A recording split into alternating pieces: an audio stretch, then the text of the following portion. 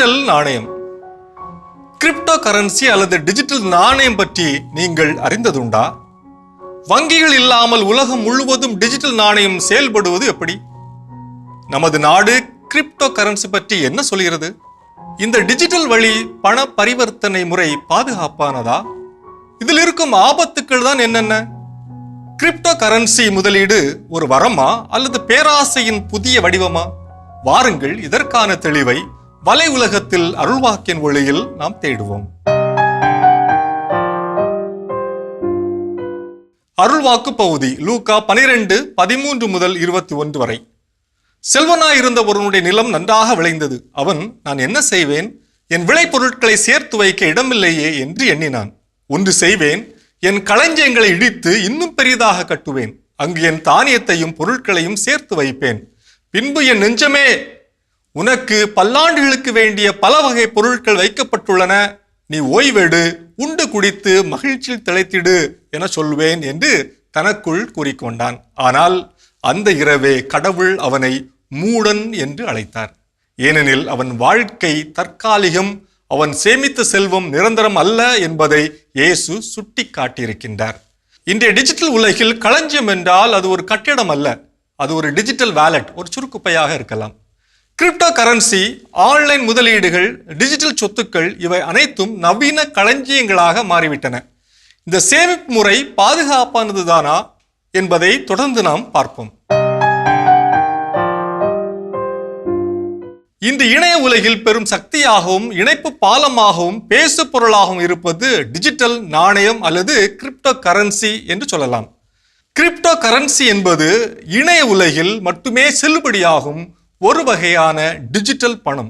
எந்த ஒரு அரசின் அல்லது வங்கியின் கட்டுப்பாடு இல்லாமல் இணையம் வழியாக டிஜிட்டல் பண பரிவர்த்தனை செய்ய இயலும்.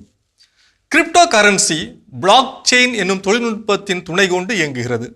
பிளாக் செயின் என்பது ஒரு தானியங்கி கணினி பதிவேடாகும், லெட்ஜர் என்று சொல்லலாம். ஒவ்வொரு பரிவர்த்தனையும் இதில் பதிவு செய்யப்படுகிறது. அனைவரும் இந்த பதிவேட்டை பார்க்க முடியும், ஆனால் பதிவேட்டின் தரவுகளை யாராலும் மாற்ற முடியாது. கிரிப்டோ கரன்சி இன்று பல வகைகளில் உள்ளன.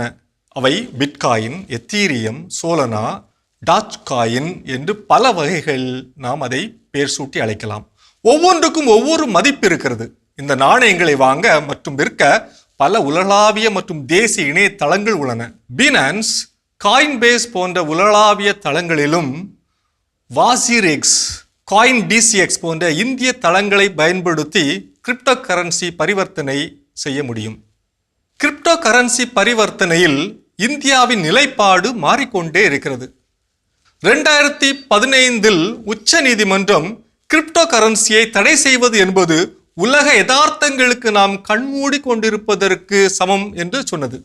மெய்நிகர் டிஜிட்டல் சொத்துக்கள், அதாவது விர்ச்சுவல் டிஜிட்டல் அசெட்ஸ் குறித்த நிலையான வரி கொள்கைகள், தெளிவுகள் மற்றும் சட்டங்கள் இந்தியாவில் விரைவில் கொண்டு வரப்பட வேண்டும் என்பது அப்பரிவர்த்தனைகளில் ஈடுபடுவோரின் விருப்பமாக உள்ளது.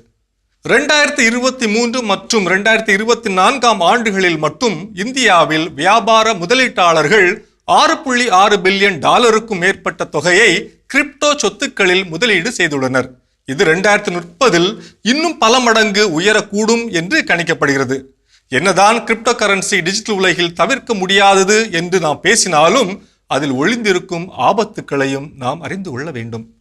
கிரிப்டோ கரன்சியின் மதிப்பு எப்போது கூடும், எப்பொழுது குறையும் என்று கணிப்பது சிரமம்.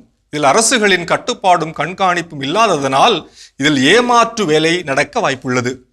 தீவிரவாத மற்றும் நாச வேலைகளுக்கு கிரிப்டோ கரன்சி அதிக அளவில் பயன்படுத்தப்படுகிறது என்ற குற்றச்சாட்டும் முன்வைக்கப்படுகிறது. ரகசிய குறியீட்டு எண், பிரைவேட் கீ திருடப்பட அல்லது அது வைக்கப்பட்டுள்ள வாலெட் தொலைந்து போக வாய்ப்புள்ளது.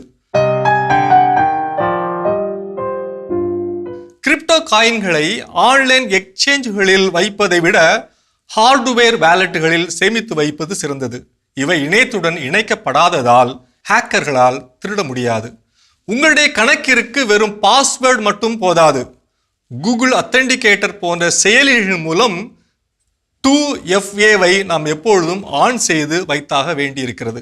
உங்கள் வாலெட்டை உருவாக்கும் போது கொடுக்கப்படும் 12 அல்லது 24 வார்த்தைகள் கொண்ட ரகசிய குறியீட்டை, அதாவது சீட் ஃபேஸை எக்காரணம் கொண்டும் யாரிடமும் பகிர வேண்டாம்.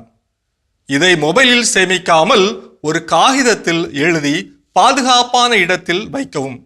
குறைந்த கட்டணம் அல்லது இலவச காயின்கள் தருவதாக கூறும் புதிய செயலிகளை கண்டிப்பாக தவிர்க்கவும். இயேசு கூறுகின்ற அறிவற்ற செல்வன் உவமையில் அந்த பணக்காரன் தனது எதிர்காலத்தை தானியத்தில் பார்த்தான். இன்று சிலர் தங்கள் எதிர்காலத்தை டிஜிட்டல் சொத்துக்களில் மட்டுமே பார்க்கின்றார்கள். இதனால்தான் பிட்காயினுடைய சந்தை மதிப்பு குறைந்தால் மனிதர்களுக்கு பதட்டம் ஏற்படுகிறது.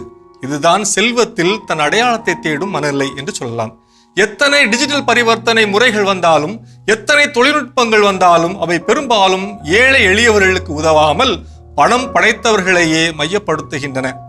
ஏழை எளியவர்களின் வாழ்வு மேம்படச் செய்யும் தொழில்நுட்பம் என்று வருகிறதோ அன்றுதான் தொழில்நுட்பத்தினுடைய புரட்சியும் வருகிறது என்று சொல்ல முடியும். அன்றைய நாள் என்று வருமோ?